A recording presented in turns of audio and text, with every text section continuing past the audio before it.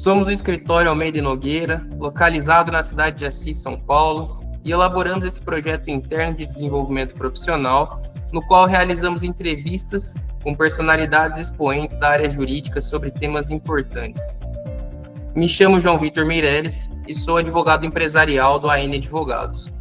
Nosso entrevistado convidado de hoje é o ilustre doutor Luciano Tertuliano da Silva, e faremos um bate-papo sobre o direito previdenciário, aspectos atuais e perspectivas futuras, de modo que a nossa entrevista será dividida em dois principais blocos, sendo o primeiro a respeito da reforma previdenciária e o segundo referente ao julgamento da tese da revisão da vida toda. De início, gostaria de apresentar o nosso convidado. O Dr. Luciano é juiz federal no Tribunal Regional Federal da Terceira Região, doutor em Direito do Estado pela USP, mestre em Direitos Difusos e Coletivos pela PUC São Paulo, especialista em Direito Penal pela Escola da Magistratura do Paraná, graduado em Direito pela Faculdade Unificada de Foz do Iguaçu. Além disso, é também professor da Faculdade de Direito da FEMA, professor no Programa de Especialização da Universidade Estadual de Londrina e coordenador acadêmico da Realizar Educacional. Acreditamos que o Dr. Luciano certamente contribuirá e muito com esses temas e passará uma mensagem muito importante a todos os advogados e pessoas ouvintes da nossa entrevista. Nós agradecemos muito o aceite do nosso convite para colaborar com esse nosso projeto e também para poder debater sobre temas tão importantes. Pois bem, feita essa introdução do nosso convidado, nesse primeiro momento nós abordaremos alguns tópicos sobre a reforma previdenciária. Gostaria de, inicialmente, começar o nosso bate-papo questionando ao doutor em relação aos princípios constitucionais que norteiam o sistema da Previdência Social, como a equidade e a solidariedade, e como esses princípios influenciam a interpretação das mudanças propostas na reforma da Previdência. Fique à vontade, doutor, a palavra é sua. Muito boa noite, doutor João Vitor. De saída, quero agradecer muito o convite feito pelo Dr. João Vitor e pelo escritório Almeida e Nogueira. Doutor João Vitor, esses dois princípios que o senhor elencou aqui formam a espinha dorsal, né, do sistema previdenciário no Brasil, certo? De um lado, a solidariedade, no sentido de que todos devem contribuir para o sistema, né, para que ele possa albergar o máximo possível de situações que a vida impõe em certos momentos. Então, estar protegido por um regime previdenciário é isso, né? É ter certeza de que, por ter contribuído, todos que contribuíram vão permitir que se amplie essa segurança para o maior número possível de pessoas, né? E deve ter sempre um equilíbrio entre o princípio da solidariedade e o da equidade.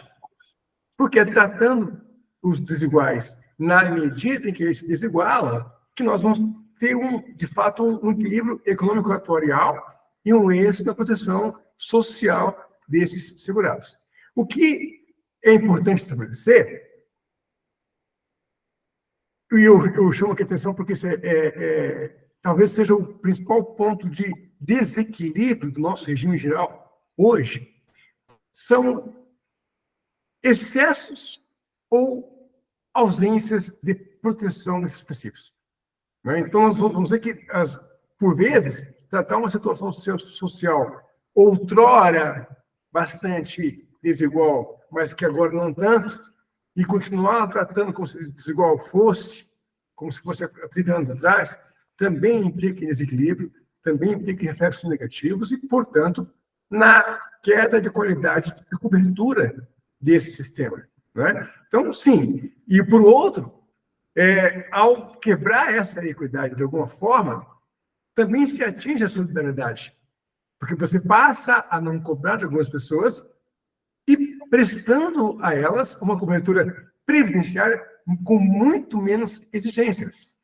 Então, isso também é um trato diferencial que acaba por desequilibrar o sistema. Mas, veja, esses dois princípios são os mais importantes de todo o sistema. e a sua simetria, o seu equilíbrio, o seu balanço nessa interligação é sobremaneira importante. Perfeito, doutor. Em segundo lugar, na sua visão, quais seriam as principais propostas, né, da reforma previdenciária que impactam a Constituição Federal? A pergunta é muito interessante, doutor João e doutor João Vitor, e começo, antes de responder o âmbito da questão, eu entendo necessário relembrarmos do caráter de direito fundamental do direito previdenciário. Por quê? Porque ele empresta amparo, ele empresta fundamentalidade aos direitos. Quando que nós vamos precisar de algum benefício previdenciário? Quando nós estivermos ou idosos ou doentes, né? Ou passarmos por uma situação de viuvez, ou seja, nos momentos mais sensíveis da vida. Por isso que toda e qualquer norma previdenciária, que tem por base princípios constitucionais, ela é direito fundamental. Como tal, ela não pode deixar de ser protegida, porque toda norma constitucional fundamental dos direitos humanos é protegida pela cláusula pétrea. Portanto, trazer, aceitar ou estimular reformas normativas que venham a cada vez mais reduzir esse direito fundamental é absolutamente inconstitucional. Quando eu ouço o termo reforma previdenciária, eu prefiro trocá-la por deforma, que com certeza esse direito novamente vai ser mitigado. Não é? E a melhor forma de você suprimir um direito fundamental é fazendo isso pouco a pouco. Para que a sociedade não perceba que, na verdade, se está a atingir, a esvaziar, a diminuir um direito fundamental. Que nenhum direito, doutor João Vitor, se ganha, ele se conquista. Então, direitos fundamentais previdenciários que hoje nós temos foram obtidos, conquistados com muito suor, com muito sangue, muita luta. Muitas vezes representam situações dos idos de séculos atrás que nós nem imaginávamos que um dia iria nos proteger.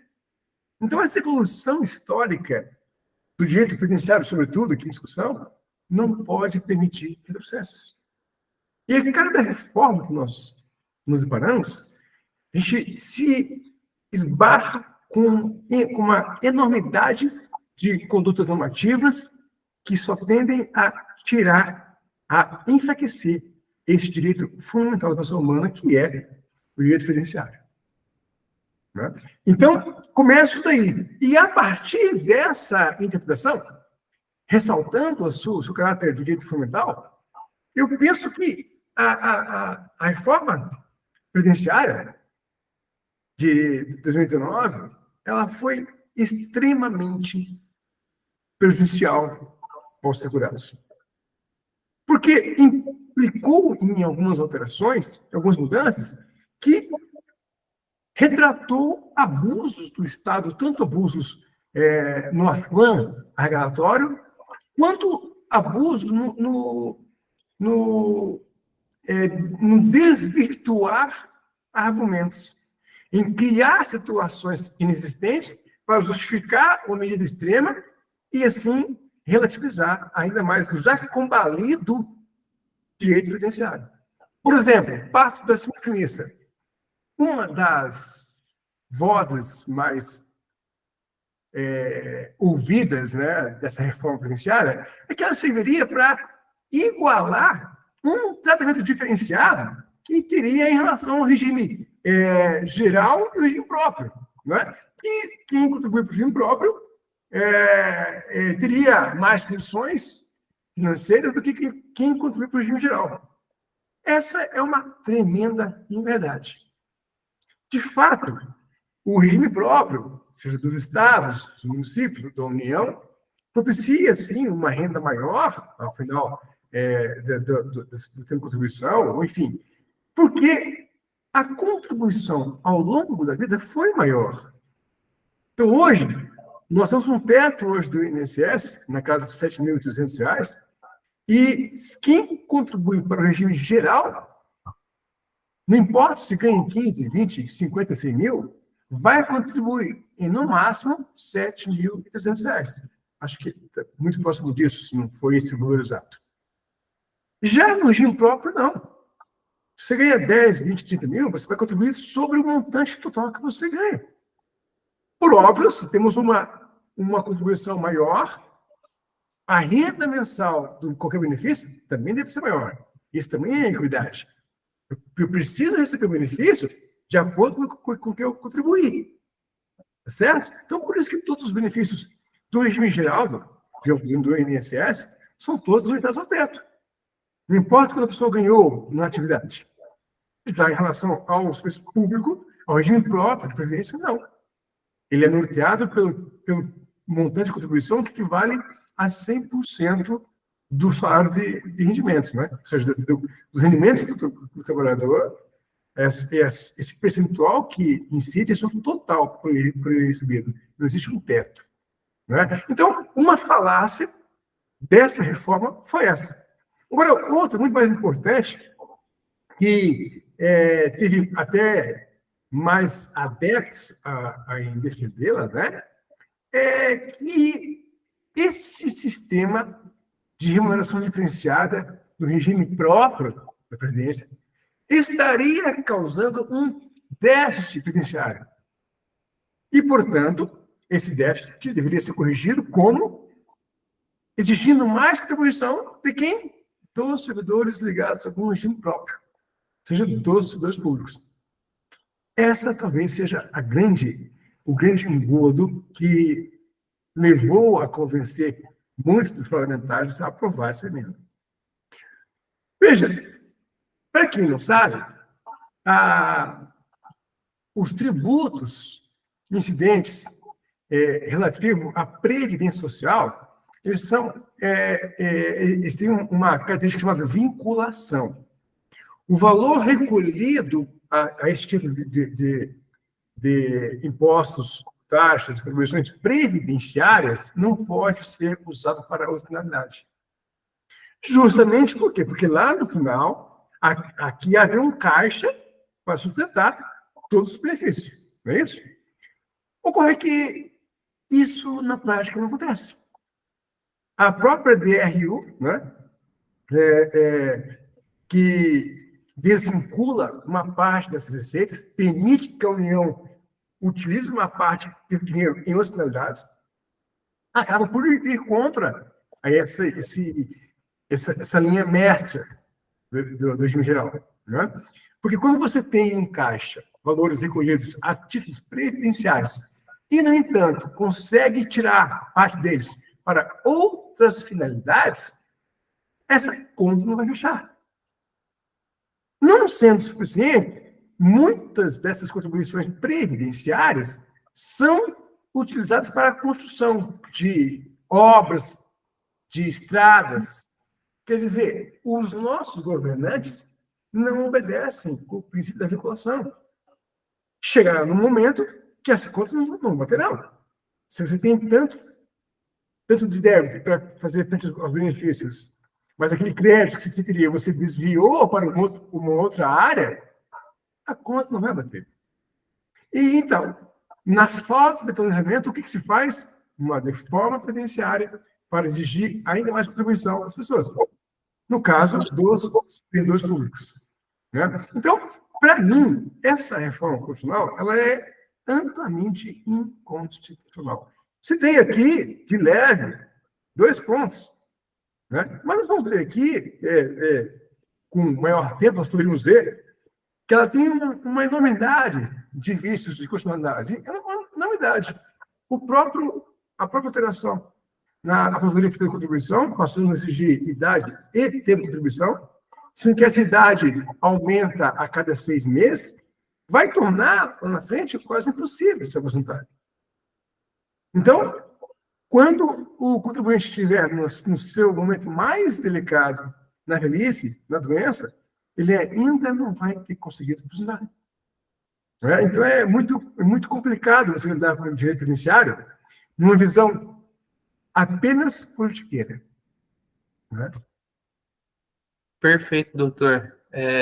Nesse contexto ainda, considerando todas essas mudanças e principalmente tudo que o senhor passou agora, como que o doutor avalia os impactos sociais gerados por essa reforma na vida dos cidadãos brasileiros, né? Que são aqueles que acabam, de fato, sofrendo com as mudanças. Quando nós falamos da fundamentalidade desse direito previdenciário, é isso que eu quis dizer. Com a forma como ele impacta diretamente as pessoas. Então, nós temos aí, doutor João Vitor, uma gama enorme de pessoas que estavam na iminência para se aposentar. 1, 2, 3, 10, 5 anos. De repente, vem uma reforma como essa, cuja as regras de transição são ainda piores. Então, você vê que o sentimento de frustração dos contribuintes de ser passado para trás, de ser lesado, é inigualável. Vou citar aqui o exemplo dos juízes, né? Os juízes tiveram um aumento de contribuição de 7% do que contribuía para que passou a contribuir. E esse aumento é gradativo, podendo chegar a 21,5%. Na realidade, o nosso regime próprio de previdência, ele em nada tinha relação com o geral. No entanto, agora estamos nós aqui contribuindo mais para fazer jus a um déficit no geral, déficit esse criado por desvio de recursos para outras áreas. Então, impacto de modo... Mas isso eu me refiro aos juízes, mas nas classes menos favorecidas, o impacto ainda é maior. Então, pense na seguinte situação, doutor João Vitor. A família, núcleo familiar, composto por mãe, pai e 2 filhos, 3 filhos, que é a média no Brasil. Os 2 trabalham e contribuem para o regime geral, e, de repente, um deles falece. Segundo as novas normas de agora, a esposa ou o esposo, os cônjuges sobreviventes, só vão ter direito a receber a metade do que aquele cônjuge recebia. Só aí já um impacto financeiro nas famílias de baixa renda, de grande impacto, de grande rendimento. A renda deles vai fazer parte de uma redução de 25%. Na verdade, quando se cobrou a contribuição dessa pessoa que faleceu, não se cobrou sobre 5%, mas sobre 100%. Então, isso é uma espécie de confisco por parte do governo. Né? E esse confisco, a duras penas, porque o impacto orçamentário na família, tirando 25% do que ela ganha, isso quando o marido e a mulher trabalham. Quando só o marido trabalha, o que ainda é normal no Brasil, esse impacto é de 50%. Então, ao invés de você proteger a dignidade da pessoa humana nesse momento, você está afetando ainda mais. Não basta o luto da viuvez, agora tem que suportar uma redução drástica na renda familiar. Né? Então, tem muito a ser debatido. Agora, o problema, doutor João Vitor, que eu vejo de maior gravidade nesse caso, é que qual é o cenário no qual essas questões de inconstitucionalidade vão ser debatidas? No STF. E o Supremo Tribunal Federal é um tribunal político-jurídico, ou jurídico-político. Ele vai analisar a situação não apenas no plano jurídico, mas sobre também o político. E aí que nós vemos que, por vezes, o direito seja latente, ele não declara a constitucionalidade, porque o impacto negativo nos cofres públicos vai ser de grande monte. Né? Não, sem dúvidas, doutor. Gostaria também, em sequência aqui da nossa entrevista, que o doutor comentasse, já deu até, falou um pouquinho sobre, mas quais os grupos sociais que mais foram, né, e ainda estão, que vai continuar sendo impactado e afetado pelas alterações trazidas pela reforma da Previdência, e como que podemos mitigar esses impactos? Tem alguma maneira? Bom, por óbvio, aqueles que ganham menos e é a maciça maioria, serão os mais afetados, né? Porque qualquer aumento de contribuição implica em diminuição de renda familiar, né? Então, em regra, essas pessoas com menos condições são as mais afetadas. Acabei de dizer que um caso, né, dessa situação da pessoa com morte, mas há outros vários, né, que a gente vai ver aqui, com cálculos de renda mensal inicial, alterando a forma de calcular, qualquer tipo de alteração, você pegar lá a emenda constitucional número 103, de 2019, e analisá-la item por item, você não perceberá ali nenhuma alteração favorável ao contribuinte. Todas são norteadas pelo afã de arrecadar o quanto mais e dar em contrapartida o quanto menos. Né? Então, qual é a forma de equalizar isso? Analisando a reforma 103, a emenda constitucional 103, se vê duas ofensas gritantes lá ao princípio da equidade que nós vemos, e também ao princípio da solidariedade. Por quê? Nós percebemos que para todos os contribuintes houve uma piora no quadro, tanto de percentual de contribuição, quanto de graus de exigência para obter benefícios, sempre maiores. Né? Talvez a principal delas esteja na aposentadoria por contribuição, porque essa pessoa precisava contribuir, tem 5 anos, se homem, e já se aposentava. Hoje não. Hoje ele tem 35 de contribuição, se homem, 65 de idade, e ainda essa somatória, né, que dá 100, vai subindo a cada 6 meses. Então, veja, quando se passa a exigir idade e tempo de contribuição, fecha-se uma porta enorme para quem pode obter esse benefício. Agora, quando nós vamos analisar a situação dos militares, aí não acontece nada com ele. Veja que, quando digo do geral, né, digo para o regime próprio, já existia essa exigência. Exigia-se já idade e tempo de contribuição. No regime geral, não se exigia. Né? Passou a exigir agora. No entanto, deixou-se de fora os militares. Para eles, basta ainda apenas contribuir. Então, o montante que a lei exige não precisa de idade. Quer dizer, um tratamento benéfico, diferente daquele dado a todos os outros, seria uma razão racional. Por que para todos os outros se exige idade e tempo de contribuição e só para os militares não? Além do que, os militares ainda preservam um percentual maior na remuneração do que o reservado para os demais contribuintes. Então, essa desigualdade irracional e infundada contribui sobremaneira para que a gente aumente esse impacto, né, na população mais afetada. Outro elemento interessante a dizer, doutor João Vitor, e eu sou muito criticado na minha carreira quando digo isso, é o tratamento diferenciado dado para os trabalhadores rurais. Por quê? Porque, de fato, houve um tempo em que o Brasil deixava esses trabalhadores rurais à margem de qualquer proteção.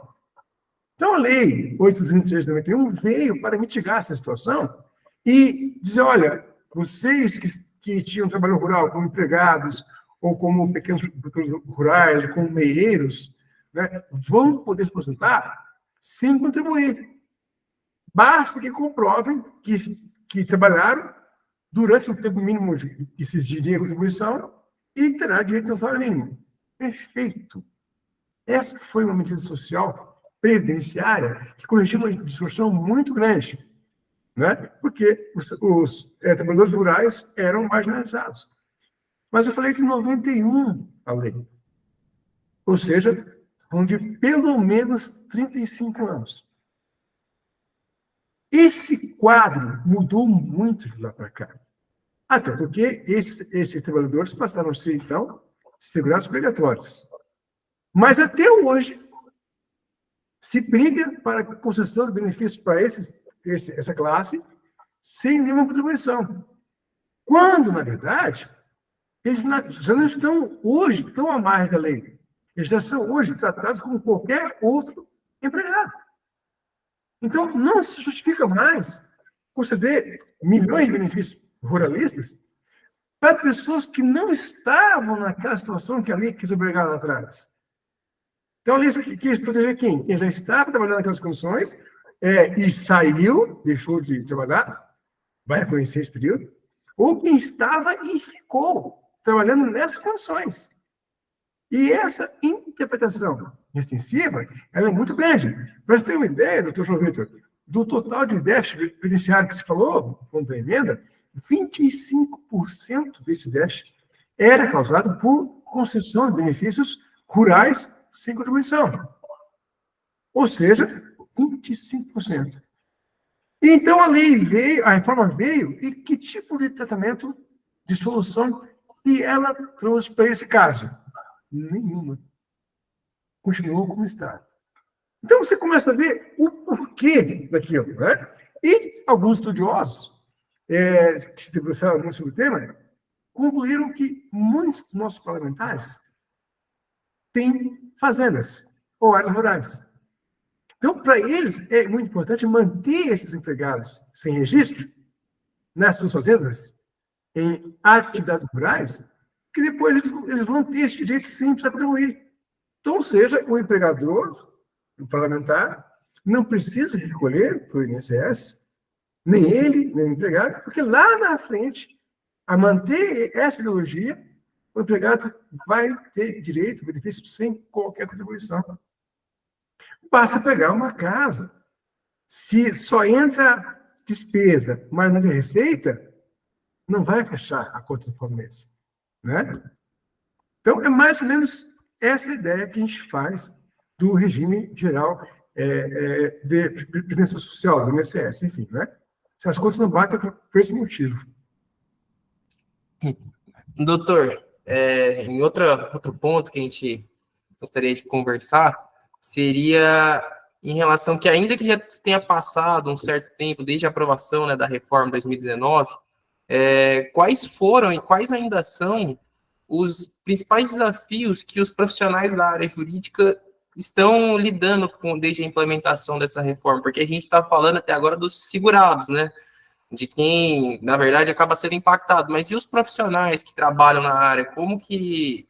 Quais são os principais desafios a eles nesse momento? Acho que o maior deles, doutor Vitor, é a insegurança jurídica. Por quê? Porque, veja, neste momento, eu estou na primeira vara do gabinete de presidente prudente, lá a gente tem os processos, 98% dos processos são de índole previdenciária. Neste momento, nós temos lá mais ou menos uns 6 mil processos represados, aguardando uma posição acerca da questão da revisão da vida toda. O leigo diz, mas está paralisado. Sim, mas para paralisar, foram praticados em cada um deles pelo menos 4 ou 5 atos processuais. Eu falo de 30 mil atos processuais. Então, quanto tempo os servidores da unidade judicial trabalharam para colocar esses 6 mil processos em espera? Pelo menos uns 2, 3 anos. Agora, com a condição do STF, esses processos não vão ter nenhuma utilidade. Ou seja, o STF praticamente já mantém essa posição, diz, olha, não tem direito, pronto. Então, veja, essa informação, esse constante aviltamento dos direitos previdenciários leva as pessoas a uma enxurrada de ações. E essa enxurrada de ações chega ao momento que ela é freada até que o STF decida qual será a posição. E, invariavelmente, sempre que há essa avalanche de ações, o Supremo Tribunal Federal julga improcedente a petição. Porque o impacto financeiro e político é muito grande. Só que passou-se aí, no caso da minha unidade, né, que eu titularizo, 2 anos e meio, 3 anos de serviço para os servidores, totalmente inútil. Essa insegurança não é no plano estrutural. Porque quando também vem as questões de inconstitucionalidade, de vícios, a gente tem que encará-las e dizer, olha, isso aqui vai ser assim.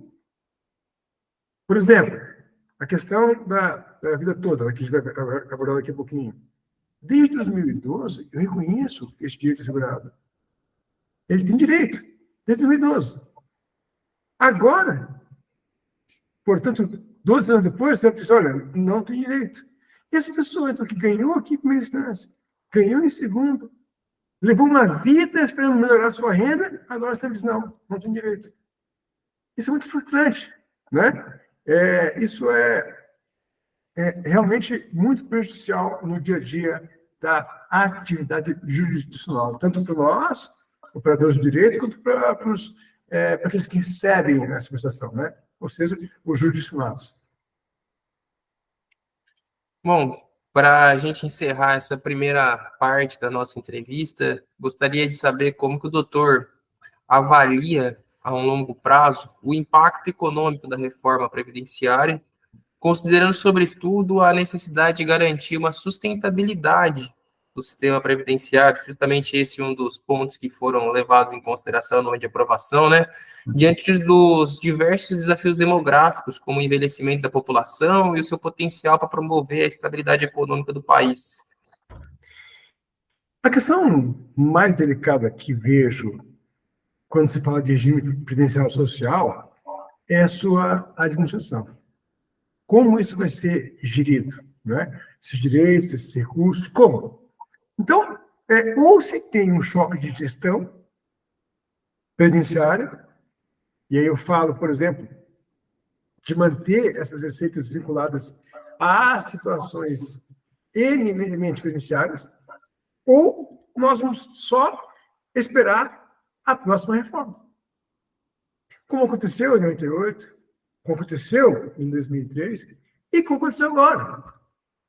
Né? Então, se mantivermos esse mesmo mecanismo de administração, possibilitando o desvio de recursos previdenciários para outras áreas não previdenciárias, nós fatalmente estaremos caminhando para um buraco sem fim. O ponto positivo, doutor João Vitor, é que essa nova emenda constitucional, 103 de 2019, ela veio a proibir a DRU, ou seja, a desvinculação de receita da União. Então, a União não vai mais poder usar parte dessas contribuições previdenciárias livremente.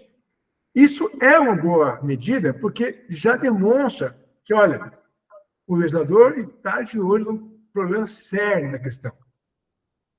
O fato é que essas leis se alternam de acordo com a popularidade do governante. Então, não me surpreende uma nova reforma previdenciária daqui a 10, 12 anos ou menos, que pode permitir essa desimposição da receita.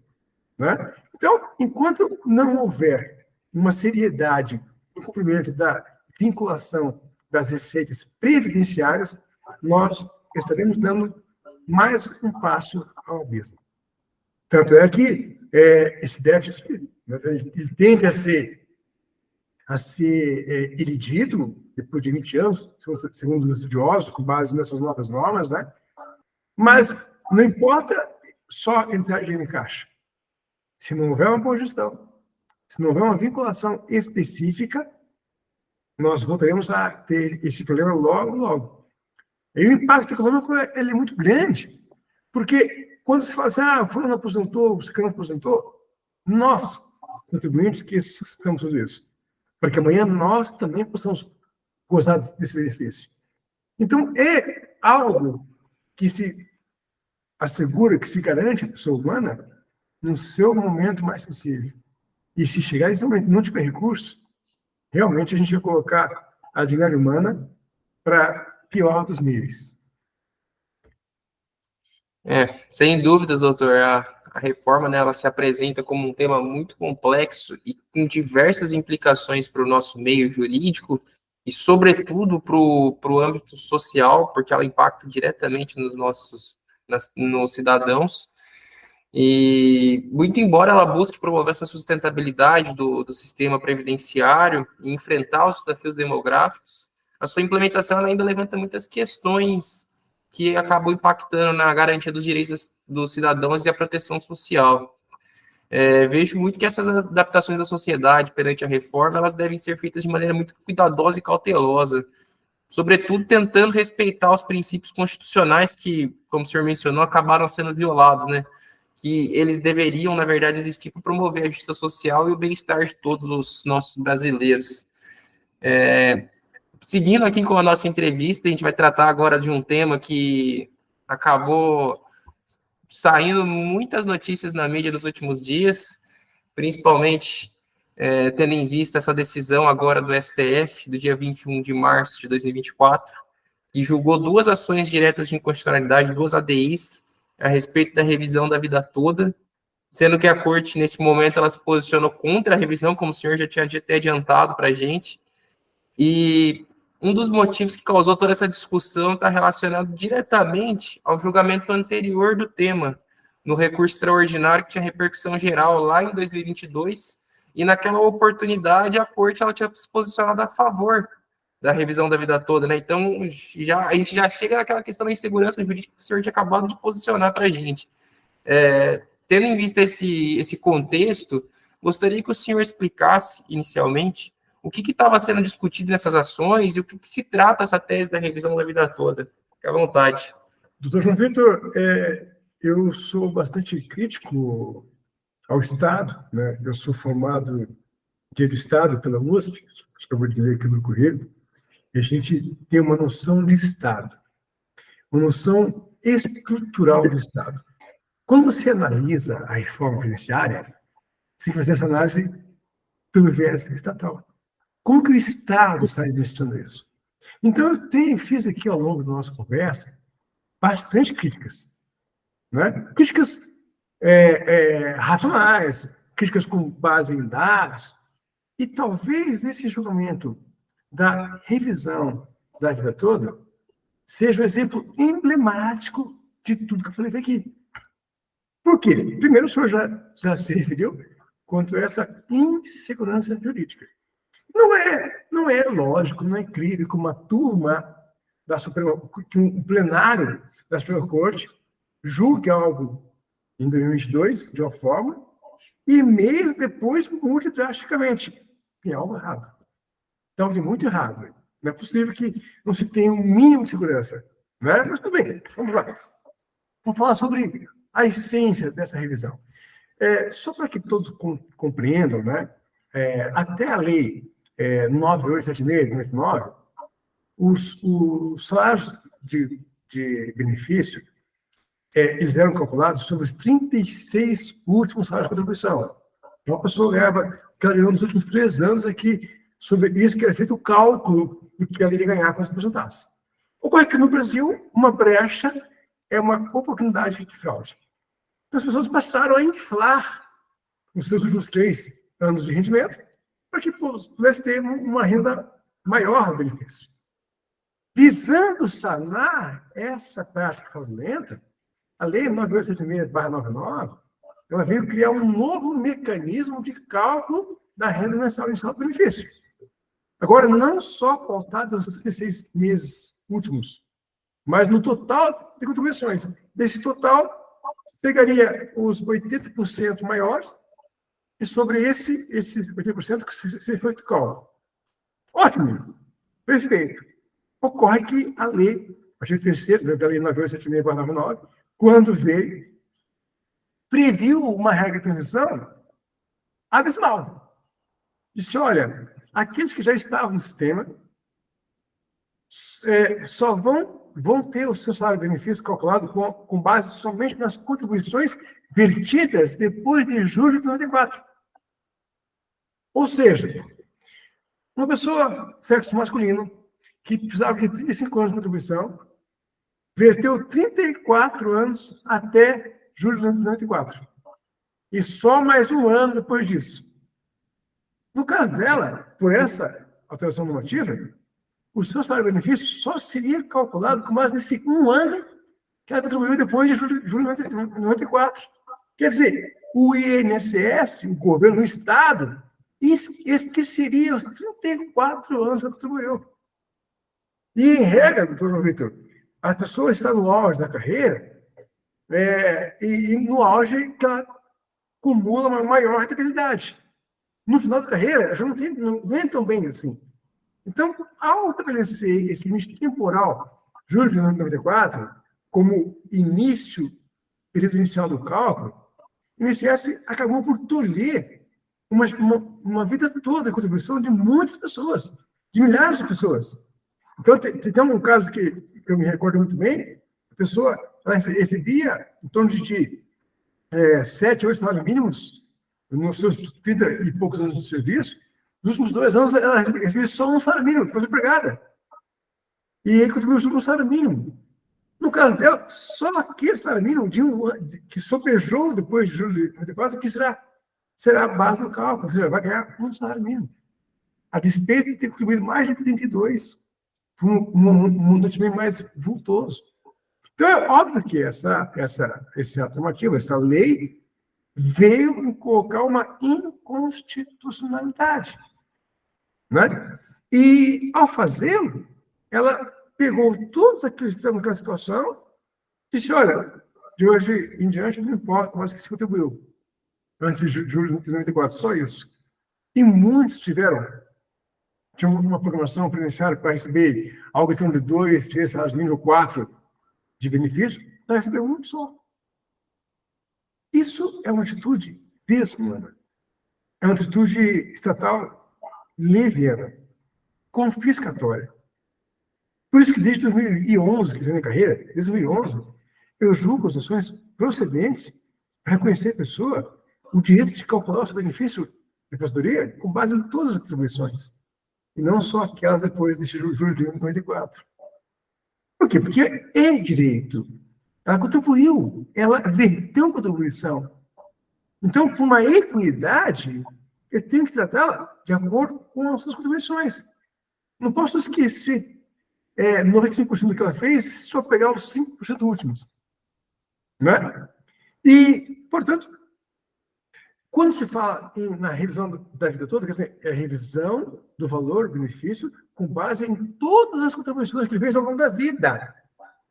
Não só aquelas últimas, né, como colocou aqui. É claro que, no meu caso, por exemplo, entrei para o sistema do INSS como contribuinte, né, em julho de 90. Então, para mim, não é tanta diferença, porque eu teria contribuído há mais de 35 anos, 34 anos. Agora, para quem estava finalizando a sua contribuição naquele período, realmente teve muito achatado o valor do benefício. Achatado inconstitucionalmente. Portanto, o número de ações que portaram ao judiciário, e a grande maioria procedente, chegou a incomodar, chegou ao STF. Imagine qual, se eu não me engano, a previsão de impacto orçamentário era de 48 bilhões, ou algo assim, né? Então, veja, é muito dinheiro para que o Estado custeie nesse momento. Então, o que fez o STF, numa visão política e não jurídica, disse, olha, não tem direito. E esse comportamento do Supremo Tribunal Federal, ele não é de hoje, não é exclusivo de hoje. Porque, veja, quando se fala em montante de contribuição e cálculo do valor do benefício, eu estou falando em critério tributário, análise tributária, análise matemática tributária. É comum o Supremo Tribunal Federal declarar leis tributárias que aumentaram a contribuição ou exigiram mais do contribuinte, declaradas inconstitucionais. Até chegar nesse ponto, se for 5, 10, 15 anos. O que faz o STF? Realmente que a cobrança é inconstitucional. Só que, olha, só tem efeito daqui para diante. E os 15 anos? Que o Estado cobrou esse imposto indevidamente. Os 15 anos, deixa como está, não vale mais daqui para frente. Essa prática só estimula o Estado a fazer mais vezes isso. Vamos cobrar abusivamente. Quando o STF declarar, se declarar, é com efeitos prospectivos. Não é? Então, a Suprema Corte tem um papel muito importante na seara previdenciária. E, infelizmente, lamentavelmente, vem deixando muito a desejar. Veja outro caso que nós também nos separamos, é o da desaposentação. Ou seja, aquele que se aposentou, mas continuou a trabalhar e contribuir, e fez por necessidade, não, né? Porque não aposenta e continua porque se não precisar. Verteu contribuições, pretendeu melhorar um pouco mais a remuneração, mas o STF diz não pode. Veja, então, no mínimo tem que devolver o que contribuiu por isso que eu aposentei. Também não pode. Isso é uma prática confiscatória. O Supremo Tribunal Federal não tem dado bons exemplos em seara previdenciária, com uma visão extremamente estatal e pouco ou nenhuma visão humana. Bom, perfeito, doutor. Dentro dessa nova posição, então, aqui do STF, o senhor já até adiantou, mas como que o senhor acaba enxergando essa questão com a segurança jurídica e quais os impactos que isso já traz para os aposentados, né? Porque uma decisão assegurava direito de revisão e agora não mais, como que a gente fica nessa situação? Bom, uma pergunta muito boa, né? Excelente, né? Porque quem mais sofre são as pessoas que queriam uma melhora na sua renda, tinham esse direito e contribuíram. Deixa bem claro aqui, doutor João Vitor, essas pessoas contribuíram. Não pedem nada de graça. Né? E veja, se hoje, se eu estou falando aqui de uma alteração de 99, que teve efeito a partir de 94, quem me garante que amanhã não vai ter uma lei OS novamente? E eu estou aqui, por exemplo, nos meus últimos 2 anos de contribuição, esperando ter uma renda melhor, vem uma lei como essa, agora você só vai ter calculado o benefício com base nos últimos 2 anos de contribuição. Nada impede que outra lei. Se o Supremo disse, olha, se o Supremo não deu um exemplo para barrar uma lei como essa e impactar os cofres do Estado, o Estado, a União, fará novamente. É apenas uma questão de tempo. Então, o papel do Supremo Tribunal Federal tem que ser muito melhor revisado. Me refiro à seara previdenciária. Na criminal também. Mas aqui nosso tema aqui é previdenciário. Não é? Por quê? Porque isso está dilacerando, dia após dia, o direito fundamental previdenciário dos contribuintes. Né? Então, é preciso uma mudança de posição, e isso só pode vir da Suprema Corte. Não adianta eu, lá, o Luciano, na primeira vara prudente, julgar por prudente, o tribunal manter, o STJ manter, se lá no STF. Por questões políticas, o direito vai ser olvidado. Né? Agora, também, doutor João Vitor, isso discuto muito com os meus alunos lá na FEMA, há um elemento muito importante nessa ousadia do Estado e na inércia do STF. Esses 2 comportamentos, eles são instigados pelo comportamento social, a anomalia social. Nós temos a tendência aqui no Brasil de aceitarmos as coisas como elas são, no afã de que não vão mudar. Quando se fala de uma reforma previdenciária na França, o que acontece? As pessoas vão às ruas, brigam, apanham da polícia, batem na polícia, mas brigam. Esse é meu direito. Não mexa nele. E isso, por óbvio, desestimula o governo a, em cada déficit, tirar ainda mais a previdência.